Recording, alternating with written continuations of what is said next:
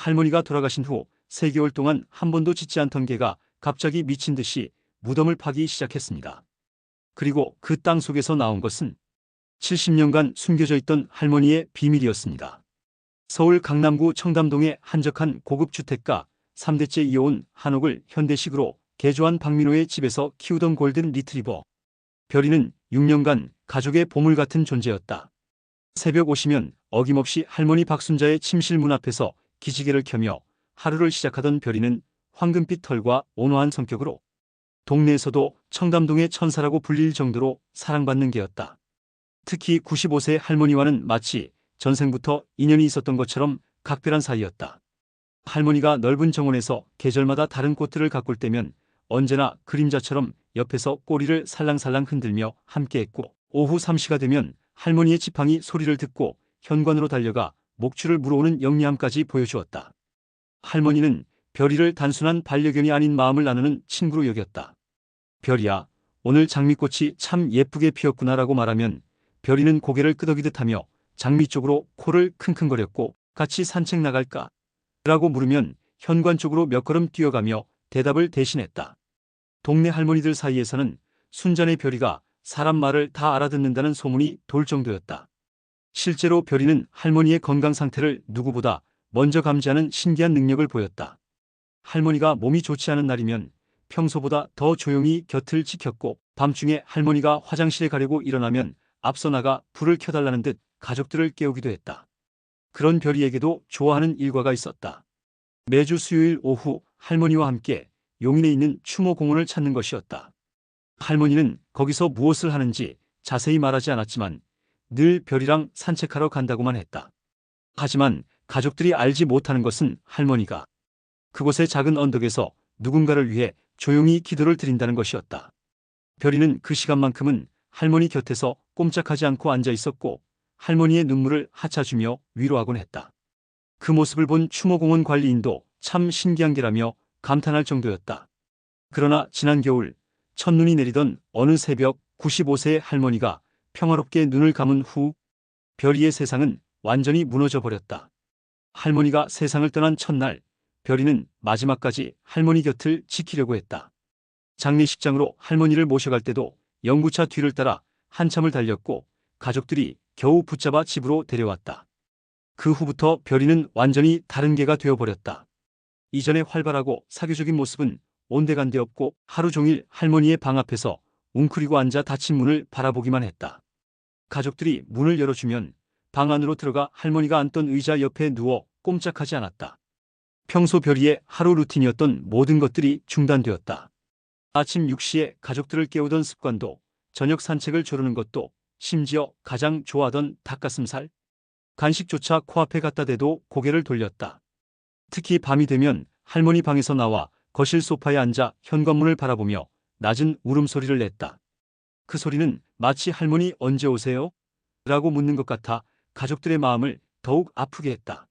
물그릇도 사료 그릇도 거들떠보지 않던 별이가 겨우 물 몇 모금과 사료 몇 알갱이로 연명하는 모습에 가족들은 별이마저 잃을까봐 걱정했다. 3개월이 지나도 별이의 상태는 전혀 나아지지 않았다. 민호는 서울 최고의 동물병원들을 찾아다니며 전문의들에게 상담을 받았다. MRI, CT, 혈액검사, 심지어 동물 심리 치료까지 받아보았지만 별이는 어디 하나 아픈 곳 없이 완벽하게 건강했다. 수의사들은 아마 주인을 그리워하는 슬픔일 것이라며 시간이 지나면 나아질 것이라고 했지만 별이의 상태는 오히려 더 심해져 갔다. 체중은 5kg이나 줄었고 윤기 있던 털도 거칠어졌다. 예전처럼 꼬리를 흔들거나 짖는 모습은 완전히 사라졌다. 상황이 극적으로 급변한 것은 할머니의 49제를 지내던 날이었다. 49제는 불교에서 고인의 영혼이 저승길을 무사히 갈 수 있도록 기원하는 마지막 의식으로 할머니가 생전에 독실한 불교도였기에 가족들이 특별히 준비한 날이었다. 그날 아침 3개월 넘게 무기력하던 별이가 갑자기 다른 모습을 보였다. 평소와 달리 안절부절 못하며 현관문 앞을 맴돌더니 마치 어디론가 나가야 한다는 듯 낑낑거리며 울어댔다. 가족들이 추도식을 위해 할머니가 잠들어 있는 용인의 추모공원으로 향할 채비를 할 때 별이는 갑자기 3개월 만에 생기를 되찾으며 차에 뛰어올랐다. 마치 나도 같이 가겠다고 주장하는 것 같았다. 자동차가 고속도로를 달리는 동안 별이는 창밖을 바라보며 처음으로 꼬리를 살짝 흔들었다. 용인으로 향하는 길이 익숙한 듯 마치 어디로 가는지 정확히 알고 있다는 표정이었다. 추모공원에 도착하자 별이의 행동은 더욱 이상해졌다. 평소 할머니와 함께 오던 길을 정확히 기억하고 있는 듯 주저없이 할머니의 봉안당으로 향했다. 봉안당 앞에서 잠시 조용히 앉아있더니 갑자기 목청껏 짖기 시작했다. 그 소리는 3개월간 잃어버렸던 별이의 목소리였지만 이전의 즐거운 짖음과는 달리 뭔가 절박하고 간절한 느낌이었다. 그리고는 봉안당 뒤편의 작은 언덕으로 달려가 특정 지점을 향해 필사적으로 땅을 파기 시작했다. 온 힘을 다해 앞발로 흙을 긁어내고 뒷발로 흙을 차내는 모습은 단순한 개의 본능을 넘어선 무언가 절박한 사명감이 느껴지는 행동이었다. 민호는 국내 최대 IT 기업 네오테크의 개발본부장으로 15년간 컴퓨터와 데이터만을 믿고 살아온 철저한 현실주의자였다. 대학에서 컴퓨터 공학을 전공하고 실리콘밸리에서 5년간 근무한 경력을 가진 그는 모든 현상의 논리적 설명을 찾는 것이 습관이었다. 심지어 별이를 처음 입양할 때도 골든 리트리버는 지능지수가 높고 훈련성이 좋다는 과학적 근거를 제시하며 가족을 설득했던 사람이었다. 하지만 지금 3개월간 무기력하던 별이가 보여주는 이상한 행동 앞에서는 평소의 논리적 사고보다 직감을 믿기로 했다. 6년간 함께 살아온 별이가 단순한 우연이나 본능으로 이런 행동을 보일 리 없다고 확신한 것이다. 형님, 정말 파보시려는 겁니까? 추모공원 땅을 함부로 파면. 민호의 동생 민수가 걱정스러운 목소리로 말했지만 민호의 결심은 흔들리지 않았다. 별이는 여전히 그 자리에서 미친 듯이 땅을 파고 있었고 발톱에서 피까지 날 정도로 필사적인 모습이었다. 추모공원 관리사무소를 찾아가 사정을 설명한 민호는 관리소장의 특별 허가를 받아낼 수 있었다. 관리소장 역시 25년간 이 일을 해봤지만 이런 일은 처음이라며 신기해하면서도 협조를 약속했다. 삽과 호미를 빌려온 가족들이 별이가 파던 자리를 본격적으로 파기 시작한 것은 오후 2시경이었다. 별이는 가족들이 파는 동안 한 발짝도 물러서지 않고 그 자리를 지키며 마치 감독관처럼 작업을 지켜보았다. 땅을 10cm 정도 파내자 흙의 색깔이 다른 것을 발견할 수 있었다. 이곳에 무언가가 묻혀 있다는 확신이 들었다. 20cm, 25cm, 그리고 마침내 30cm가량 파내자 작은 나무 상자의 모서리가 모습을 드러냈다. 그 순간 별이는 처음으로 짖음을 멈추고 조용히 앉았다. 마치 이제 찾았다고 말하는 것 같았다. 조심스럽게 흙을 털어낸 나무 상자는 약 30cm, 20cm 크기의 단단한 오동나무로 만들어진 것으로 보였다. 세월이 많이 흘렀지만 상자는 비교적 잘 보존되어 있었다. 민호가 떨리는 손으로 상자를 열자 그 안에서는 5일치에 쌓인 물건들이 나타났다. 첫 번째로 눈에 들어온 것은 흑백 사진 한 장이었다. 사진 속에는 20대 초반으로 보이는 젊은 시절의 할머니와 키 크고 잘생긴 한 남성이 다정하게 어깨를 나란히 하고 서 있었다. 할머니는 한복을 곱게 차려입었고 남성은 당시로는 모던한 양복 차림이었다. 두 사람의 표정에는 깊은 사랑과 행복이 가득했다. 두 번째는 누렇게 바랜 편지였다. 한글과 한자가 섞인 정성스러운 글씨로 쓰여진 편지를 민호가 조심스럽게 펼쳐 읽어내려갔다. 사랑하는 순자야, 이 편지를 쓰는 지금도 당신의 미소가 눈앞에 떠오른다. 나라를 위해 전선에 나가야 하는 것이 원망스럽지만 우리의 사랑을 지키기 위해서라도 반드시 살아 돌아오겠다. 전쟁이 끝나면 약속했던 대로 당신과 결혼하여 행복한 가정을 꾸리겠다. 이 반지를 당신에게 끼워드릴 그날까지 기다려주오. 당신만을 사랑하는 이재혁이. 편지를 읽는 민호의 목소리는 점점 떨렸고 가족들은 모두 숨을 죽이고 들었다. 세 번째는 작은 금반지였다. 단순하지만 정교한 디자인의 반지에는 순자라는 이름이 작게 새겨져 있었다. 70년 전의 약혼 반지였던 것이다. 가족들은 할머니가 평생 비밀로 간직해온 첫사랑의 존재를 그제야 알게 되었다. 할아버지와의 결혼 생활 50년 동안 그리고 할아버지가 돌아가신 후 20년 동안 할머니 혼자만 품고 살아온 아름다운 비밀이었다. 상자에서 마지막으로 나온 것은 작은 수첩이었다. 할머니의 친필로 매년 같은 날짜에 쓰여진 일기들이 담겨 있었다. 6월 25일 재혁아, 오늘로 50년이 되었구나. 너는 어디서 무엇을 하고 있을까? 나는 여전히 너를 기다리고 있단다. 6월 25일 -60년이 되었다. 이제 내가 먼저 그곳에 가서 너를 기다릴 차례인 것 같다. 매년 6월 25일 6.25 전쟁이 시작된 날마다 할머니는 이재혁을 그리워하며 이 수첩에 마음을 적어왔던 것이다. 더욱 놀라운 사실이 며칠 후 할머니의 오랜 친구인 김영자 할머니의 증언을 통해 밝혀졌다. 86세의 김 할머니는 떨리는 목소리로 70년간 간직해온 비밀을 털어놓았다. 순자는 매년 6월 25일마다 이곳에 와서 재혁이를 위해 기도를 드렸어. 결혼하고 나서도, 아이들 낳고 기르면서도, 할아버지가 돌아가신 후에도 70년간 한 번도 빠뜨리지 않고 말이야. 나만 알고 있는 비밀이었는데.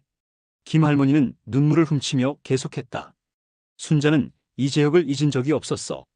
하지만 가족들에게는 짐이 되고 싶지 않다고, 죽은 사람보다 산 사람이 우선이라고 했지.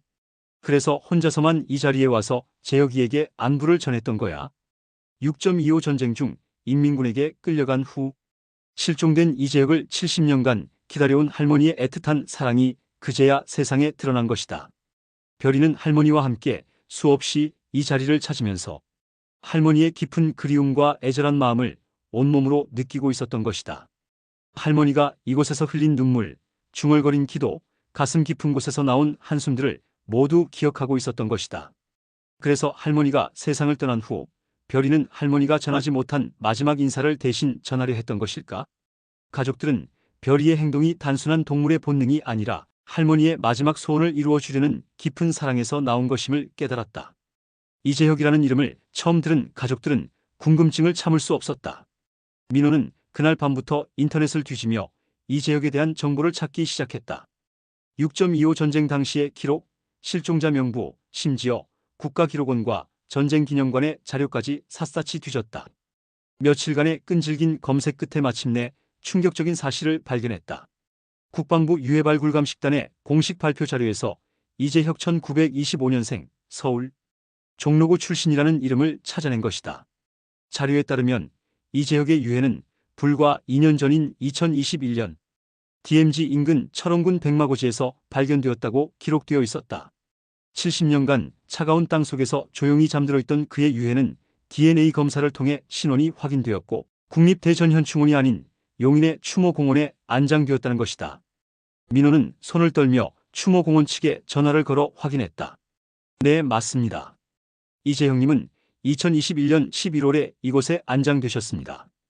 유족이 없어서 정부에서 예우를 갖춰 모셨죠? 라는 관리소장의 답변을 듣는 순간 민호의 등골에는 전율이 흘렀다. 더욱 소름 끼치는 것은 시간적 순서였다.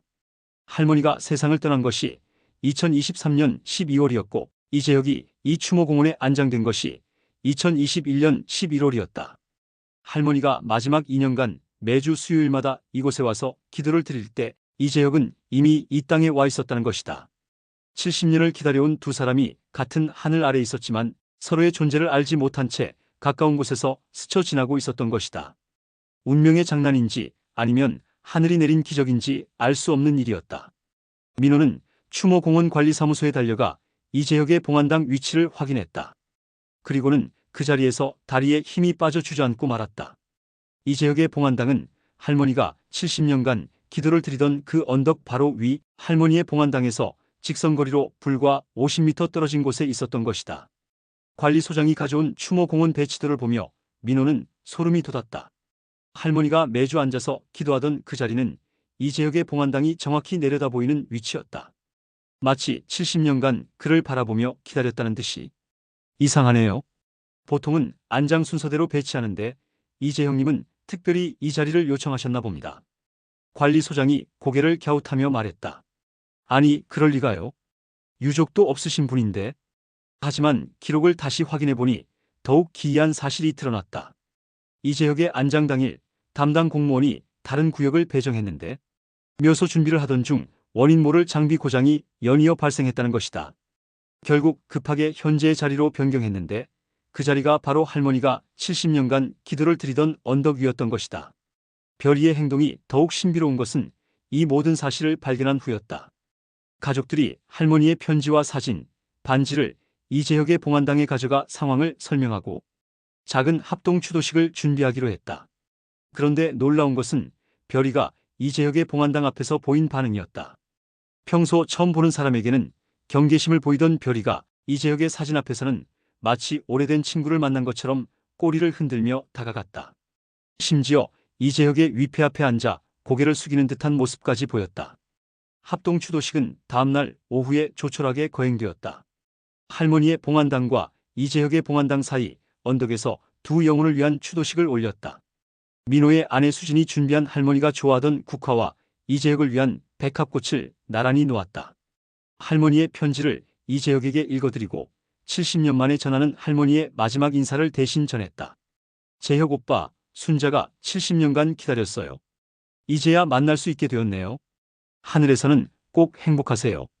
그 순간 잔잔하던 바람이 갑자기 불어와 할머니의 편지를 살짝 들춰주었고 마치 두 사람이 대화를 나누는 것 같은 착각이 들었다. 별이는 그 시간 동안 두 봉안당 사이 정중앙에 조용히 앉아 있었는데 그 모습은 마치 70년간 이루어지지 못했던 두 사람의 만남을 지켜보는 증인 같았다. 추도식이 끝나고 가족들이 정리를 할 때 별이는 처음으로 3개월 만에 활기찬 모습을 보였다. 언덕을 뛰어다니고 가족들에게 달려와 꼬리를 흔들고 심지어 오랫동안 먹지 않던 간식까지 맛있게 받아먹었다. 민호는 그날 밤 일기장에 이렇게 적었다. 별이는 우리가 모르는 무언가를 알고 있었다. 할머니의 마지막 소원이 무엇인지, 이재혁 할아버지가 어디에 계시는지, 그리고 두 분이 만나기를 얼마나 원하셨는지. 별이가 아니었다면 우리는 영원히 이 비밀을 모른 채 살았을 것이다. 정말로 별이는 단순히 무덤을 파헤친 것이 아니라 70년간 이루어지지 못했던 사랑의 완성을 위한 마지막 퍼즐 조각을 찾아낸 것이었다. 그 후 며칠간 별이의 변화는 극적이었다. 몇 달간 계속되던 우울함과 무기력함은 완전히 사라지고 예전보다 더욱 활발하고 사랑스러운 모습으로 돌아왔다. 체중도 정상으로 회복되고 털에도 다시 윤기가 돌았다. 마치 오랜 숙제를 마친 것에 대한 만족감과 해방감을 온몸으로 표현하는 것 같았다. 가족들은 별이가 할머니로부터 받은 마지막 미션을 성공적으로 완수했다고 믿었다. 할머니가 평생 이루지 못했던 소원, 이재혁에게 마지막 인사를 전하고 70년간의 기다림을 끝내는 것을 별이가 대신해낸 것이다. 이 사건은 단순한 우연을 넘어 박민호 가족 전체에게 인생관을 바꿀 만한 깊은 깨달음을 안겨주었다. 그동안 가족들이 알고 있던 할머니는 자식들을 위해 평생을 바친 헌신적인 어머니이자 할아버지를 보살피는 현모양처의 모습이었다. 하지만 이제 할머니의 삶 속에 숨겨진 아름다운 사랑. 이야기를 알게 된 가족들은 할머니를 완전히 새로운 관점에서 바라보게 되었다. 할머니도 한때는 가슴 뛰는 사랑을 했던 젊은 여인이었고 70년간 한 사람을 그리워하며 살아온 순수하고 일편단심인 연인이었다는 사실에 큰 감동을 받았다. 특히 민호에게는 이 사건이 가치관의 대전환점이 되었다. 평생 논리와 합리성만을 추구해왔던 그였지만 별이가 보여준 초월적 직감과 할머니의 숨겨진 로맨스 앞에서 세상에는 과학으로 설명할 수 없는 신비로운 힘들이 존재한다는 것을 깨달았다. 데이터와 알고리즘으로는 측정할 수 없는 감정의 힘, 사랑의 힘이 정말로 존재하는구나라고 그는 아내 수진에게 고백했다. 이후 민호는 회사에서도 직원들의 감정과 인간관계를 더욱 중시하는 리더로 변화했고 가족과 함께하는 시간을 늘리기 위해 주말 근무를 완전히 중단했다. 민호의 아내 수진 역시 이 사건을 통해 큰 변화를 겪었다. 그동안 할머니를 조금 까다로운 시어머니 정도로만 생각했던 그녀는 할머니의 숨겨진 사랑 이야기를 알고 난 후 깊은 존경심과 미안함을 동시에 느꼈다. 어머님이 그렇게 깊은 사연을 혼자 간직하고 계셨는데 저는 너무 몰랐던 것 같아요라며 눈물을 흘렸다. 수지는 이후 할머니의 유품을 정리하면서 할머니가 남긴 옷가지와 장신구들을 소중히 보관하기로 했고 할머니가 가꾸던 정원도 예전 모습 그대로 유지하기로 결정했다. 가족들은 매달 첫째 주 일요일을 할머니와 이재혁, 할아버지의 날로 정하고 추모 공원을 찾는 새로운 전통을 만들었다. 처음에는 단순한 성묘였지만 점차 두 분의 사랑 이야기를 기리는 의미 있는 시간으로 발전했다. 민호의 중학생 딸 지민이와 초등학생 아들 준우도 처음에는 어색해했지만 이제는 할머니와 이재혁 할아버지의 이야기를 친구들에게 자랑스럽게 들려줄 정도로 자연스러워졌다. 우리 할머니는 70년 동안 한 사람만 사랑하신 정말 로맨틱한 분이야라며 지민이는 친구들에게 이야기하곤 했다. 별이의 변화는 더욱 극적이었다. 이제 별이는 그 언덕에서 평온한 표정으로 두 영혼 곁을 지키며 마치 자신의 역할을 완벽하게 해냈다는 뿌듯함을 온몸으로 표현했다. 추모공원을 방문할 때마다 별이는 먼저 할머니의 봉안당에 인사를 드리고 이어서 이재혁의 봉안당에도 찾아가 잠시 앉아 있다가 두 봉안당 사이 언덕에서 편안히 쉬는 것이 일상이 되었다. 마치 두 분 사이의 메신저 역할을 자처한 것 같았다. 추모공원 관리인들도 별이의 이야기를 알고 난 후로는 기적의 개라며 특별히 아껴주었다. 심지어 다른 성묘객들도 별이를 보러 일부러 이곳을 찾을 정도였다. 이 이야기가 지역 신문 용인타임즈에 처음 소개된 것은 우연한 계기였다. 추모공원 관리소장이 평소 친분이 있던 기자에게 정말 신기한 일이 있었다며 이야기한 것이 기사로 이어진 것이다. 70년 만에 이뤄진 기적의 재회. 골든 리트리버가 만들어낸 사랑의 기적이라는 제목의 기사가 실린 후 전국적으로 큰 화제가 되었다. KBS, MBC, SBS 등 주요 방송사에서 연달아 취재 요청이 들어왔고 심지어 일본과 중국의 언론에서도 관심을 보였다. 특히 감동적이었던 것은 이 이야기를 본 전국의 반려동물 가족들로부터 쏟아진 편지와 메시지들이었다.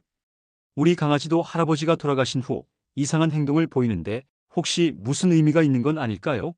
라는 문의부터 동물들이 사람의 마음을 이렇게까지 이해한다는 게 정말 놀랍습니다. 라는 감탄까지 다양했다. 심지어 6.25 전쟁 당시 실종된 가족을 둔 어르신들로부터도 우리 가족도 언젠가는 만날 수 있겠죠? 라는 절절한 편지들이 도착했다. 민호는 이런 반응들을 보며 별이의 이야기가 단순히 한 가정의 사연을 넘어 많은 사람들에게 희망과 위로를 전하고 있다는 것을 깨달았다. 그래서 출판사의 제안을 받아들여 별이가 들려준 할머니의 사랑이라는 책을 출간하기로 결정했다. 책의 판매 수익금은 전행 6.25 전쟁 실종자 가족 지원과 유기견 보호소 후원에 사용하기로 약속했다. 할머니와 이재혁 할아버지의 사랑이 더 많은 사람들에게 선한 영향을 끼쳤으면 좋겠다는 것이 민호의 바람이었다. 별이는 이제 동네에서 사랑의 메신저, 기적의 개로 불리며 특별한 존재가 되었다. 산책을 나가면 사람들이 알아보고 인사를 건넬 정도였다. 하지만 별이 자신은 여전히 평범한 반려견으로 가족들과 행복한 일상을 보내고 있었다. 다만 이전과 달라진 것이 있다면 예전보다 더욱 가족들에 대한 애정 표현이 깊어졌다는 점이었다. 마치 생명의 소중함과 사랑의 의미를 더 깊이 이해하게 된 것 같았다. 이 모든 변화를 지켜본 가족들은 별이 덕분에 할머니의 마지막 소원이 이루어졌을 뿐만 아니라 가족 모두가 사랑과 인연의 소중함을 새롭게 깨닫게 되었다고 믿고 있었다. 그리고 지금도 하늘 어딘가에서 할머니와 이재혁이 70년 만에 다시 만나 행복한 시간을 보내고 있을 것이라는 따뜻한 믿음을 간직하며 살아가고 있다. 별이는 그런 가족들 곁에서 조용히 미소 짓듯 꼬리를 흔들며 자신이 해낸 가장 아름다운 일을 기억하고 있는 것 같았다. 이야기가 재밌었다면 구독과 좋아요 부탁드립니다. 다른 이야기로 또 돌아오겠습니다.